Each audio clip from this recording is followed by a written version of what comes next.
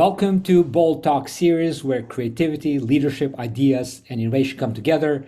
My name is Ludvik, and today I have a privilege to have a short one-on-one conversation with Jaison Morgan, the founder and CEO of Carrot. Jaison, great seeing you, and welcome to our Bold Talks series. How are you, my friend? Oh, good. I'm glad to be here. Thank you, Epi. Thanks for inviting me onto your show. I'm here in Santa Monica, California, where we've gotten a lot of rain, but it's all good. All right, great. Well, thanks for joining me. And I'm always fascinated in the world of the innovation. Obviously, you're the one of the leaders in this space in the prize challenges.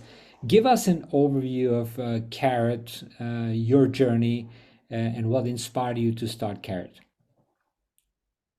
Sure. I founded Carrot 15 years ago. It'll be 15 years ago this March.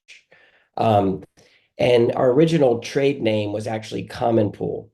On our 10-year anniversary in 2020, we switched a DBA through a DBA to the name Carrot. So we have been both Common Pool and Carrot now over the lifespan of the company. And originally, we set out to offer prizes and challenges to foundations, grant makers, government entities, and corporate innovators.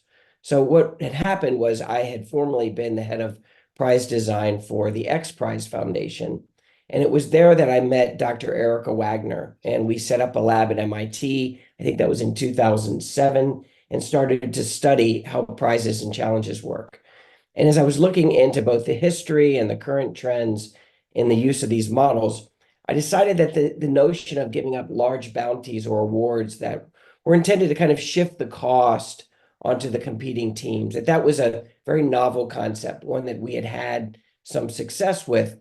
But actually, the future of prizes and challenges would be more about the wide lip of the funnel, Hmm. the process by which you would invite large numbers of people to help try and solve a problem.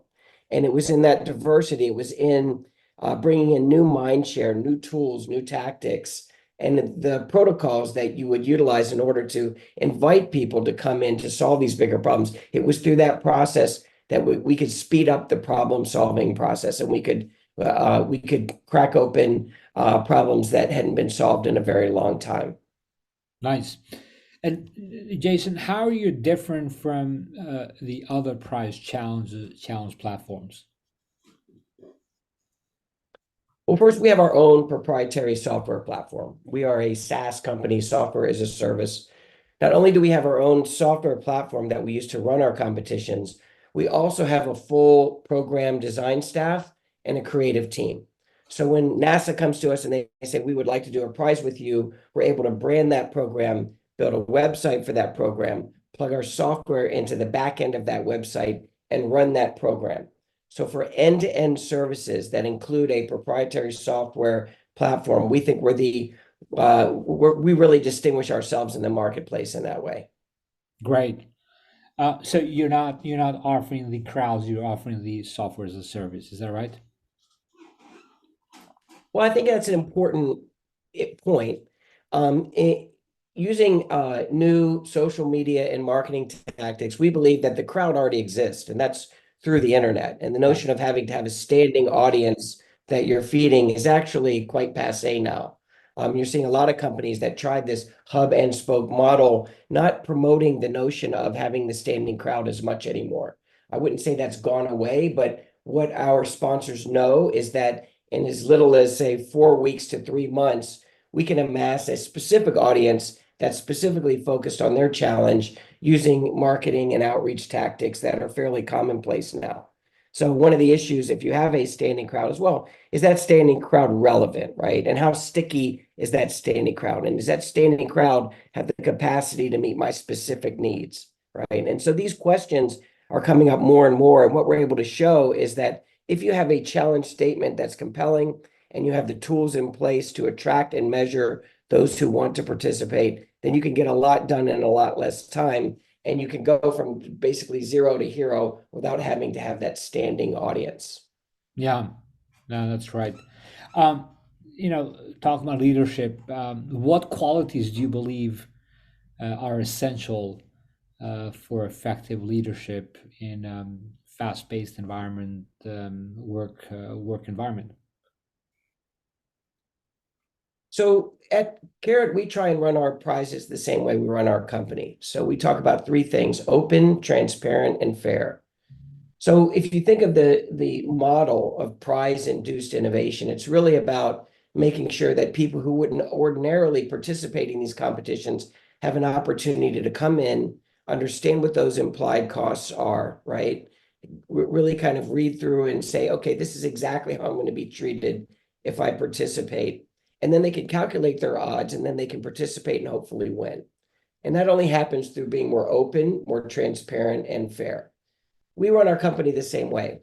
People who work for us come into the company, they enjoy a culture in which they have complete autonomy. They can run their projects the way they want, but we actually provide a framework around that to make sure that everything is measured and calculated. So we're very open in terms of allowing people to do the work the way they want to do it, but we have a strong framework that allows people to understand whether they're mastering certain skills or not, and the measure of their effectiveness. So we think Yeah. that open, transparent, and fair are great values, guiding principles for a company, but we also want to give people autonomy. We want to give people a sense of mastery so that they can get better at their jobs. And lastly, we want to give people a sense of purpose. And we are a social enterprise, which means we only do projects that do good in the world. And we are a very team-based company.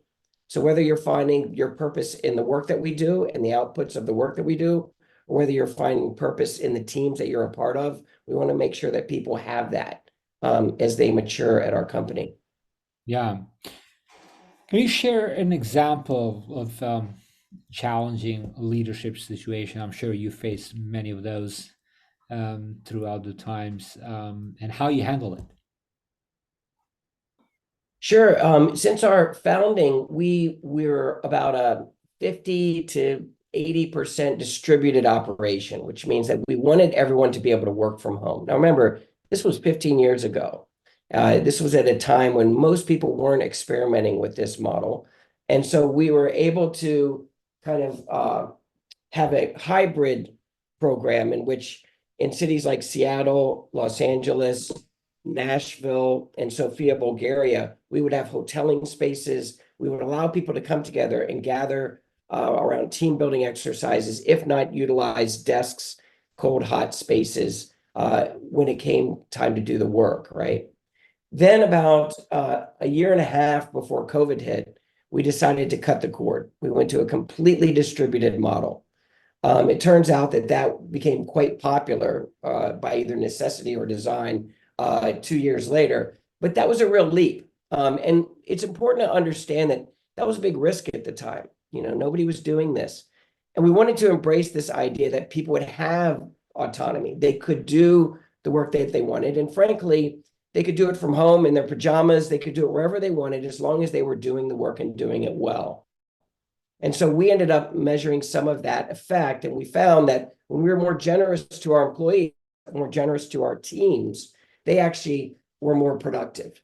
So it was a daunting challenge at first. Could we cut the cord? Could we allow people to utilize tools that we had trained them on to do their work from anywhere at any time, right? And expect the kind of generosity that would be returned. And we did. So it was a very uplifting story, and it was one that we're very proud of. And even today, I get calls from other CEOs saying, "Hey, exactly how did you go about this, and what were the lessons learned?" Hmm. Um, how do you motivate and inspire your team to achieve their best? Um, you know, being all in a distributed workforce. You know, I don't like working pajamas. I feel that when you're not ready to enter your room and just be properly working, you're kind of distracted. But some other people, they have a different ways of doing it. But yeah, how do you motivate them? Like, given the fact that they're all distributed, they're not there with you. Yeah, so we're fortunate in that every one of our programs has kind of an arc to it, almost like a narrative arc, right? So if it were to tell a story, there'd be a beginning, a middle, and an end to that story. And depending on the protocols that we utilize for each given challenge competition, some of them are slightly different, but by and large, there's this beginning, middle, and end. So if you're working on a project, you can see that arc, right? And you can see that other people that are working on other projects are working on similar arcs. And you can tell where you are in that project as compared to others.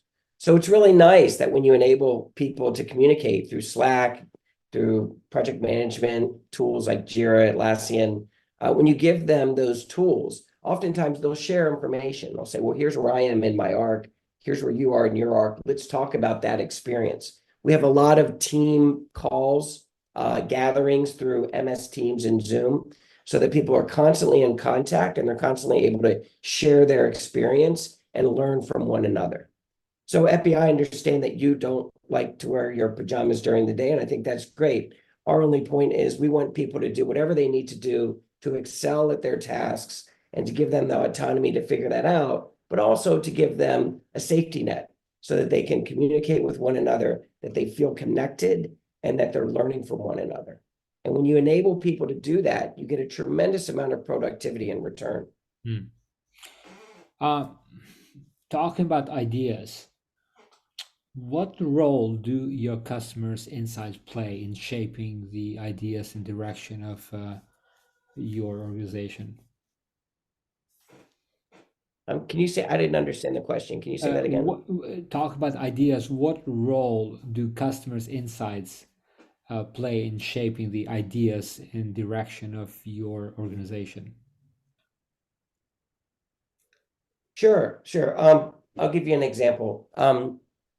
We utilize what's called a normalized distributed assessment. So that means that when we run our competitions, vast majority of time there is some form of subjective review, right? And so subjective review means that judges that may live and work from anywhere in the world are getting assigned applications to score, and they're using specific scoring tools, and they're doing their homework, and then they're logging it into our system. In order to make that a fair process, we make sure that no matter which applications are assigned which judges, there is a rescaling protocol. So that if someone happens to be assigned a hard judge versus someone else that's assigned an easy judge, that everything is on a level playing field. Now, we publish our normalization algorithm on our websites. So everyone knows exactly who's going to score them, how they're going to be scored, and how those scores are going to be calculated. Hmm. We were doing a project for Mike Bloomberg, and Mike Bloomberg was tweeting about the project. He really liked it, and he was excited about all the activity that was rolling up as we were facing a deadline. And every day he would tweet, we would get more and more applicants that would come in. Now, that's a great problem to have if you're a company that's all about crowdsourcing, right, and attracting new mind share to solve a problem. But operationally, that can be quite difficult because if at the end of the day, you need all the judges scoring all the applicants, you don't want to put too much burden on any one judge. Our normalization algorithm occurs at 5 reviews per entry. So as you can imagine, that formula will bend or break past a certain point. We were looking at all of this and we were saying to ourselves, okay, when we get a client like Mike Bloomberg that's just going to tweet and amass a lot of activity, we need a more scalable tool, right? And so we were looking at it, we decided, okay, this was fairly early on in our company's history. We're going to take our normalization algorithm, right? We're going to apply it for a different purpose, and we're going to create the first ever fully scalable peer-to-peer review process, which meant for our applications, the applicants themselves would judge each other in the first round. And if you didn't do your homework, then you would be kicked out of the pool, right? So the whole idea is you would have a scaling mechanism that would accomplish 2 goals. One, it would solve the Bloomberg problem. So as we got more applicants, we didn't have to worry about onboarding more judges. But 2, it would also connect those working on the front lines of these challenges so they could learn from one another. So they could be a part of a community of practice. And those had always been our values. But by implementing the first ever fully scalable peer-to-peer review process, we're able to show that not only were these people able to judge each other effectively, but the scores and the comments that were generated through peer-to-peer actually were extremely valuable to those that were participating in that process. And later, when we did a peer-to-peer review for a $90 million competition with the Kellogg Foundation on racial equity in America, we had a third party come in and judge or create like focus groups and do some surveying around people that were part of that peer-to-peer review process. And we found that the results were phenomenal. People Mm. that were part of that found it was extremely valuable. They reported not only were the scores trustworthy, but also the comments were helpful and effective. And so you can see where we took kind of an operational problem. We took a set of values that we think aligned with the solution, and we created a new tool that has been replicated ever since and used for a lot of our larger scale competitions. Mm. Yeah. Um, Obviously, you've been involved in innovation for many years. What does innovation mean to you, and how does it drive your company's growth? That's a tough question because I think that word has lost a lot of its value. I think so many people say innovation, and it's just kind of like it's supposed to be an answer to a question, but it doesn't get to a lot of the important discussion that needs to happen around how we do this work. There's a whole school of thought that says how questions aren't important. It's what and why that you need to focus on, and the how part's going to solve itself. We don't believe that. At Carrot, we don't believe that at all. We actually believe that if you're all about execution, right, and delivering for your clients, those how questions are actually extremely important. It's not to say that the what and the why isn't important as well. It just means if how is second to what and why, you need to have a very deep understanding of how you're going to get something done. And what I've found is that the word innovation is often used to defray the conversation, to distract from these very practical issues that you confront when you start to answer the how questions. So what I would say is that by embracing this approach, by being a company that delivers tools and practices and experiences, right, that allow our clients to understand what we're going to do, but how we're going to get it done, we're able to tackle a very wide array of different problems.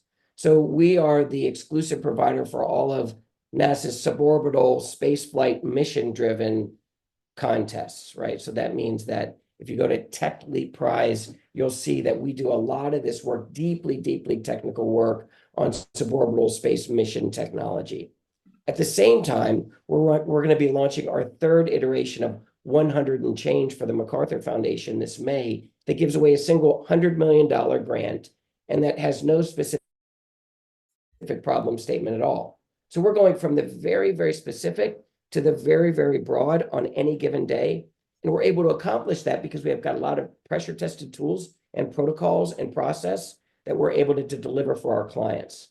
And unfortunately, what I've found is that often we talk about innovation, people want to know what the punchline is, right? Or they want to know what the call to action is. And I think between those two things, there's a lot of variability and there's a lot of cautionary tales. And so at Carrot, we want innovation to be all about how the work gets done. Yeah, this is it's a great conversation. I wish we have more time. This is a very short formatted bold talks that we do here, bold talk series. Jaison, what does a word bold means to you? What does bold mean to me? Yeah. I think, I think, I think bold means a lot of things. But I think if you took a word, if you wanted to replace the word bold, I think you could look at a word like courage, right?